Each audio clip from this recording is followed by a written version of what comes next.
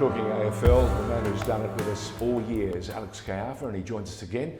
Welcome back. Some big news has been happening over the last 24 or 48 hours. Where do we start first? We'll start off with North Melbourne. They've got a new coach, David Noble, who was the assistant coach at the Brisbane Lions under Chris Fagan and was also part of the Adelaide Crows during their success. Okay, so he's seasoned. He's had a few chances to see different campaigns work out. Yep. He's a football man, and North Melbourne, they really need a boost because last year, although they promised early that everything sort of evaporated, then they had some injuries which really complicated things. Yeah, they need to stand up, don't they? Yeah, they need a steady hand, especially with such a young group, and they've got a whole bunch of new guys coming through now. So I think David Noble could be the right man to steady the ship, learning under Chris Fagan, who was in a very similar position with Brisbane. So it's a pretty good get. You mentioned Adelaide. Port Adelaide have done some interesting business. Yeah, they've re-signed one of their star midfielders, Ollie Wines, to another 4 years. He was already contracted to 2022, but now he's got a further 4 years, so now he's tied at Port Adelaide till 2026. I was going to say they're shoring up the bank. Yeah, they are. Getting ready. They're coming.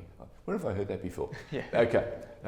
There's some interesting news from the Navy Blues. What's happened there? Yep. So heading into the draft in a couple of weeks' time, Carlton have made a trade. With the Sydney Swans. They've acquired Sydney's pick 31. Is that usual? Is that a usual thing to do pre the draft for clubs to get together and maybe swap? Yeah, it's been a bit unusual. We haven't really seen that before, and even trades happening live in the draft as well, which I'm sure something will come about. But just before the trade, yeah, it's been a bit interesting. But clearly Carlton are targeting someone who they feel that they can get around that second round pick. So it's going to be interesting to see what happens there. So a new coach for North Melbourne, a bunch of signatures at Port Adelaide, some movement at the station for another number of other clubs, and still the clouds, the dark black clouds around one of the biggest clubs in the country continue to circle. We'll probably have more about that in the next week or so.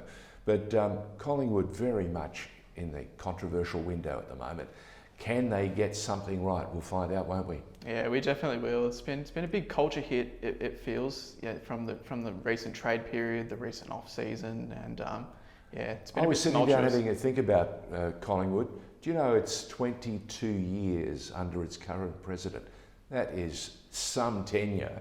Congratulations to Eddie for being the longest serving Collingwood president, but at the end of it, you're going to have to put it up against the scores there and see how they mark up, and out of 100. Is it going to be a pass mark or is it going to be a fail? We'll have to leave that for others. What else have you got for us before we close this up?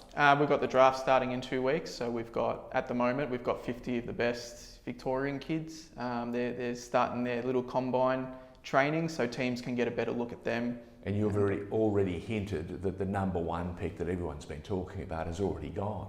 Well, it's likely that Jamari Ugle-Hagan, who is expected to go pick 1, he's a Bulldogs Academy boy, so it doesn't matter who bids on him. Bulldogs have enough picks to match that, so he'll be likely staying at the Bulldogs. All right. Well, you've kept us interested with the AFL all year. You've given us some interesting scores throughout the year that surprised us, but they came up trumps. And some interesting information regarding what's happening or likely to happen over the next couple of weeks. See you next week. Thank you very much for joining us. Alex Caiafa with the lowdown on The Informer about the AFL.